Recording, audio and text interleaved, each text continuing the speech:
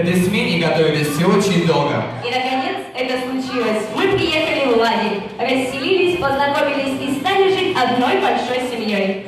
Время летит так незаметно. Смотрите, пролетела уж смена, и завтра нам всем уезжать домой. А, наверное, так неохота. Ребят, скажите, а вы хотите домой?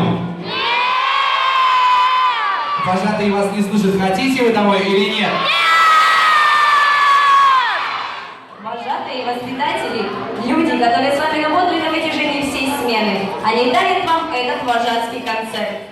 А я смотрю, в нашем жарком зале что-то стало совсем жарко, и я думаю, пора бы охладить атмосферу. И в этом помогут наши любимые вожатые. Встречайте их на сцене.